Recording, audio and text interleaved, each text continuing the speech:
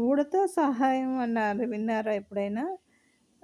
ఉడత రాములు వారికి వారధి కట్టే సమయంలో తన చిన్న నోటితో చిన్న చిన్న ఇసుక రేణువులను తీసుకెళ్ళి పోసొచ్చినందువల్ల ఆయన మెచ్చుకుని దాన్ని వీపు మీద నిమిరితే 3 వేళ్ళు పడ్డాయి అంటారు. ఏ ఉడతకి ఏ దేశంలోనూ ఉండవంటారు చారలు.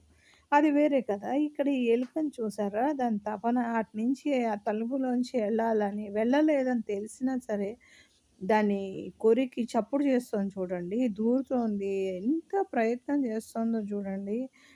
బోర్లా పడుతుంది. ఇరుక్కుని ఎళ్ళాలని, రివర్స్‌లో ఎళ్ళాలని దాని ప్రయత్నానికి అంతే లేదు. చూస్తూనే ఉండండి. ఇంకా చేస్తూనే ఉంది. అటెళ్తోంది, ఇటెళ్తోంది. మనమైతే మానవులమైతే ఒకసారి ట్రై చేసి ఎవడు చేస్తాడని వదిలేస్తాం. జంతువుల నుంచి కూడా మనం నేర్చుకోవాల్సింది చాలా ఉందండి. చూడండి దాని తపన ఎట్లైనా సరే అటెళ్ళాలి. అవసరమైతే దాన్ని కొట్టేస్తోంది. కొట్టేసి అందులోంచి కాళ్ళని రేట్ చేస్తుంది. ఇటెళ్ళొచ్చేమో ఈ సందులోంచి, అటెళ్ళొచ్చేమో. ఏంటో దాని తపన ఏదో చేయాలి, ఎళ్ళాలి అని. ప్రయత్నం మాత్రం ఆపట్లేదు. అది చూపించాలని నా జయం. ఆ!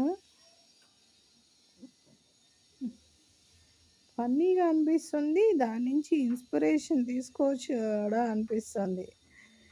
అసలు చూడగానే ఈ ప్రయత్నం ఎంత కష్టపడుతుంది. రివర్స్ అవుతుంది. ఆ! బోర్లా పడుతుంది. ఆ రివర్స్‌లోంచి దూరాలని చూస్తుంది. ఆలోచిస్తుంది. ప్రణాళికలేస్తుంది. హ్మ్. మనం అంతసేపు ఆలోచిస్తామండి మనుషులు. ఒకసారి ఎళ్తాము. అటెళ్ళేది అవ్వలేదు అంటే వచ్చేస్తాము. ఇంకా ప్రయత్నం కూడా చేయము మనం. ఎవరు చేస్తారు? ఎవరు తీసుకుంటారు రిస్క్ అనుకుంటాం. కానీ మూగజీవులు చూసారా? వాటి ప్రయత్నం, వాటి ఆలోచన